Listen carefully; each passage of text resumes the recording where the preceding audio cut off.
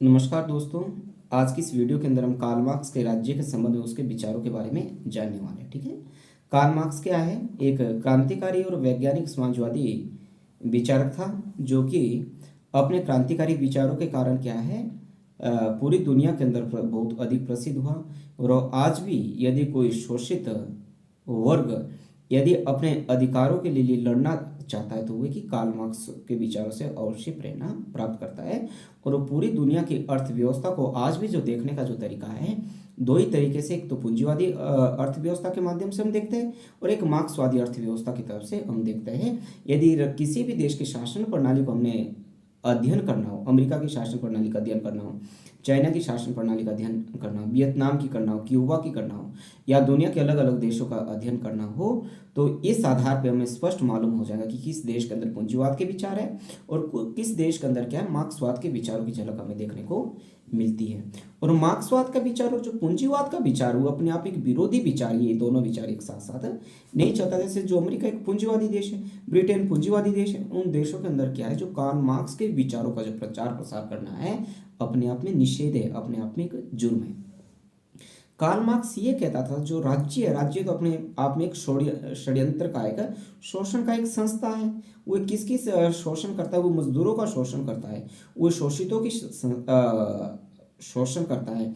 क्योंकि जो राज्य होता है वो पूंजीपतियों के हाथ में एक षड्यंत्रकारी संस्था होती है। कार्ल मार्क्स का ये मानना है जो राज्य दरअसल के अंदर क्या है, पूंजीपतियों के द्वारा क्या है, मजदूरों के शोषण के लिए बनाई गई एक संस्था है। इस बात का जो जिक्र है कार्ल मार्क्स ने अपनी बुक कम्युनिस्ट मैनिफेस्टो, जो कि 1848 के अंदर क्या है पब्लिश हुई थी, इस बुक के अंदर क्या हुआ है, कहता है कि जो राज्य हुए पूंजीपतियों की कार्यकारी संस्था है। एक जो दूसरी बुक जो कार्ल मार्क्स की थी, जो 1852 के अंदर पब्लिश हुई, उस बुक का नाम था दी 18 ब्यूरे ऑफ लुइस बोनापार्ट के अंदर भी हुए राज्य की सापेक्ष स्वायत्तता का सिद्धांत की बात कर रहे हैं। और इसके साथ साथ जो कार्ल मार्क्स की जो अन्य जो रचनाएं हैं, उसके अंदर आर्थिक नियतिवाद संबंधों का भी हमें जिक्र देखने को मिलता है।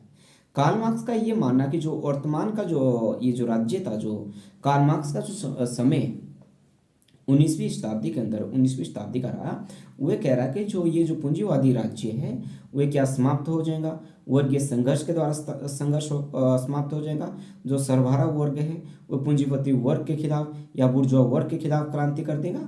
और बुर्जुआ वर्ग के क्रांति करने के बाद क्या है, एक समाजवादी या साम्यवादी राज्य क्या है स्थापित होगा। जो उसका जो मित्र था एंजल्स जिसका नाम था, वह भी ये कहता था जो वर्तमान समय के अंदर जो राज्य जो एक शोषण करने की एक जो संस्था, पूंजीपतियों के हाथ में शोषण करने की एक जो संस्था है, वो कुछ समय के बाद क्या है समाप्त हो जाएंगी। जैसे वो कह रहा है, हंसिए एवं हथौड़े की जो भांति है, वो जो राज्य है वो अजायब घर के अंदर चला जाएगा या लुप्त हो जाएगा। ठीक है।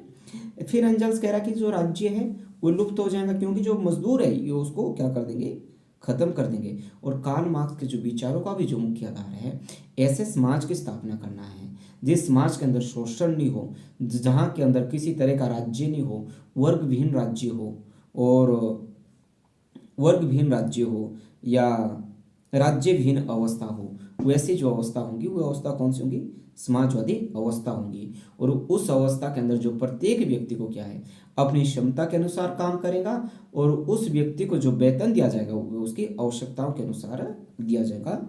ऐसा कार्ल मार्क्स का कहना है। कार्ल मार्क्स राज्य के ऐसी अवस्था के बारे में कार्ल मार्क्स का ये मानना है कि ऐसे साम्यवादी राज्यों के अंदर क्या है, जो श्रम का जो विभाजन है वो क्या हो जाएगा, खत्म हो जाएगा। क्योंकि जो कोई व्यक्ति अपनी इच्छा के अनुसार कोई भी श्रम चुन सकता है। उसमें कार्ल मार्क्स खुद अपना एक उदाहरण दे रहे हैं कि ऐसी अवस्था के अंदर कोई व्यक्ति क्या सुबह मछली मार सकता है, दिन के अंदर क्या वो इंजीनियरिंग का काम कर सकता है, शाम के अंदर वह राजनीतिक वाद विवाद के अंदर भाग ले सकता है। मतलब ऐसी परिस्थिति में क्या है, जो आपके जो श्रम का जो विभाजन है वो क्या हो जाएगा, समाप्त हो जाएगा। और उस श्रम के विभाजन की किसी भी तरह का कोई महत्व नहीं रहेगा जैसे कि वर्तमान समाज के अंदर है। क्योंकि जो राज करने का जो अधिकार है या राजनीतिक रूप से क्या है कुछ एक लोगों का अधिकार है, और मजदूरों का क्या है, उन यदि पूंजीपतियों के द्वारा या राज्य के द्वारा किसी ऐसी नीति का निर्माण कर लिया गया है जो कि मजदूरों के खिलाफ, और दरअसल होता ही है कि जो राज्य के द्वारा जो नीति बनाई जाती है वो इस तरह से फ्रेम की जाती है कि जिससे पूंजीपतियों का तो फायदा होता है, परंतु नुकसान किसका होता है? मजदूर वर्ग का होता है। मजदूर वर्ग उन नीतियों के बारे में चर्चा भी नहीं कर सकता, क्योंकि उसको ना तो उतना शिक्षित किया गया है और ना ही उसको वैसा वातावरण तैयार किया गया जिस वातावरण के अंदर क्या हुआ है, जो राज्य की जो शोषणकारी नीतियों के ऊपर चर्चा कर सके या उन नीतियों का विरोध कर सके, ऐसा कार्ल मार्क्स का मानना है। इसके साथ साथ कार्ल मार्क्स ये कह रहा है कि साम्यवादी समाज के अंदर क्या है, जहाँ पे वर्ग विहीन राज्य होगा या समाज विहीन राज्य होगा, ऐसी परिस्थिति के अंदर क्या है, किसी की भी निजी संपत्ति नहीं होगी, मतलब प्राइवेट प्रॉपर्टी किसी व्यक्ति की भी नहीं होगी। उत्पादन के जो संसाधन हैं उसके ऊपर पूरी तरह से क्या समुदाय का अधिकार होगा और उन उत्पादन के जो संसाधन है उसका जो प्रयोग किया जाएगा वह भी इस दृष्टि को मद्देनजर रखते हुए किया जाएगा कि उसका जो फायदा है सभी समाज का उससे फायदा हो।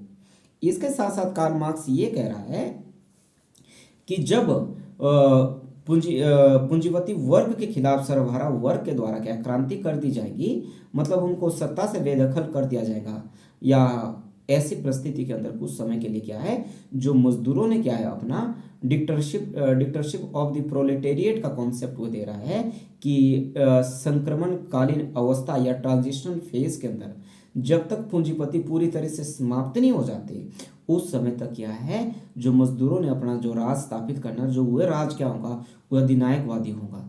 इस राज के अंदर क्या पहली बार दुनिया के अंदर ऐसा होगा कि दुनिया के अंदर क्या है, जो बहुमत वर्ग है, जो मजदूरों का जो बहुमत है वह अल्पमत पर शासन करेगा। और ऐसी परिस्थिति में जो पूंजीपति वर्ग है, पति वर्ग को क्या है, ढूंढ ढूंढ के आपको मारना होगा। और जब ऐसी अवस्था बन जाएगी कि जब पूंजीपति वर्ग है वह पूरी तरह से खत्म नहीं हो जाता है, उसके बाद क्या है, एक नई अवस्था पैदा होगी। उस अवस्था को क्या कह रहे हुए, साम्यवादी अवस्था कह रहे हैं। और साम्यवादी अवस्था को क्या है, जो व्यक्ति है वो मनुष्य पर शासन नहीं करेगा, बल्कि किस पे शासन करेगा, वस्तु पे शासन करेगा। वस्तु पे शासन समुदायों के द्वारा होगा, किसी व्यक्ति की अपनी निजी प्रॉपर्टी नहीं होगी। जो उत्पादन के संसाधन पर समुदाय का नियंत्रण होगा, ना कि किसी एक व्यक्ति विशेष का नियंत्रण होगा। ये थे कार्ल मार्क्स के राज्य के संबंध में विचार, जो कि बहुत ही महत्वपूर्ण है आपकी परीक्षा के लिहाज से। और कोई भी जो कार्ल मार्क्स के विचारों को जानना चाहता है, इस वीडियो के माध्यम से मदद या अपनी समझ को कार्ल मार्क्स के विचारों के बारे में और अधिक दुरुस्त या बेहतर कर सकता है। Thank you.